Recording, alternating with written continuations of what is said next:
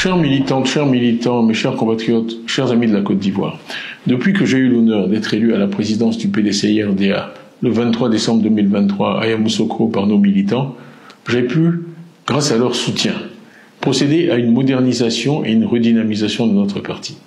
L'équipe que j'ai mise en place et moi-même avons souligné, identifié sans concession les difficultés auxquelles font face chaque jour les Ivoiriens et nous avons proposé aux Ivoiriens une autre manière de faire de la politique et de diriger notre pays.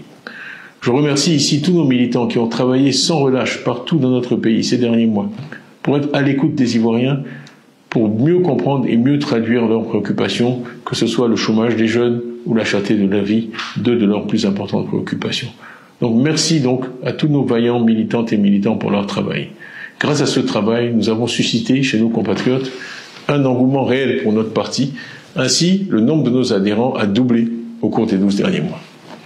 Malheureusement, ces avancées annonciatrices de notre prochain retour au pouvoir d'État ont déclenché des attaques répétées et injustifiées, avec la justice pour principal instrument. En effet, depuis plusieurs mois, le PDCI-RDA et moi-même sommes l'objet d'un harcèlement judiciaire inique et insidieux, orchestré dans l'ombre, mais porté à visage découvert par des personnes manipulées, avec pour seul objectif de nous écarter de la vie publique et politique, de nous priver de nos droits fondamentaux de citoyens et de porter atteinte à ma dignité, allant jusqu'à me contester ce qui est le socle de toute existence humaine, ma nationalité. Toute ma vie a été pétrie aux valeurs ancestrales de ce pays où je suis né et où j'ai grandi.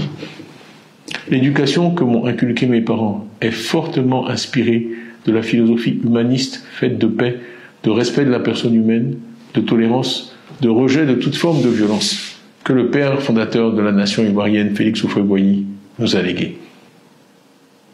Malheureusement, il semble que certains d'entre nous n'ont rien retenu de l'histoire récente et combien douloureuse de notre pays.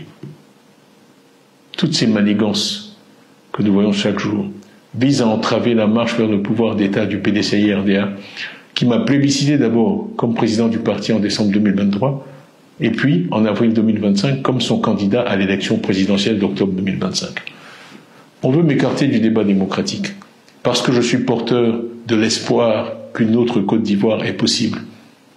Ma voix est une voix que nos adversaires veulent éliminer, non par le pouvoir de leurs idées, mais par la persécution et par l'instrumentalisation de la justice à des fins politiques et partisanes.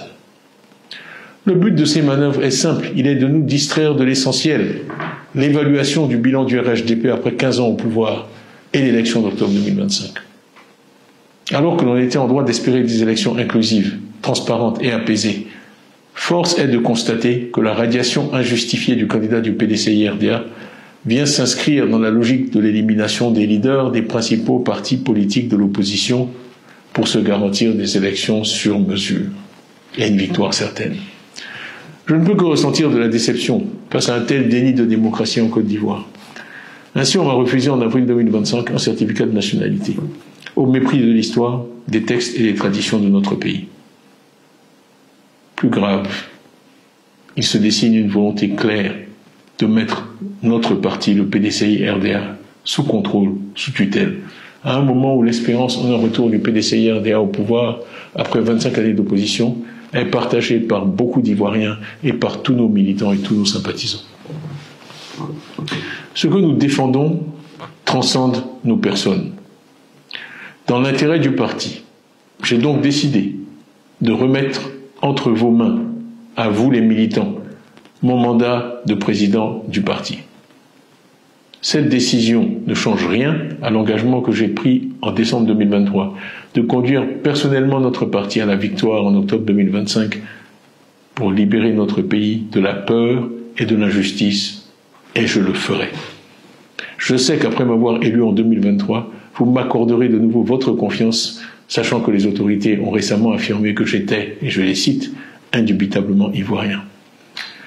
Conformément à nos statuts, les organes compétents se chargeront de prendre dès aujourd'hui les décisions nécessaires dans l'intérêt supérieur du parti pour permettre au PDCI-RDA de poursuivre sa marche glorieuse et victorieuse.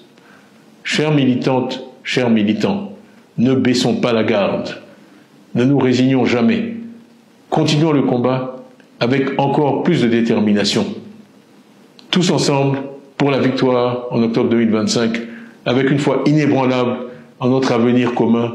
Que Dieu vous bénisse, que Dieu bénisse le PDCI-RDA, que Dieu bénisse la Côte d'Ivoire. Je vous remercie pour votre attention.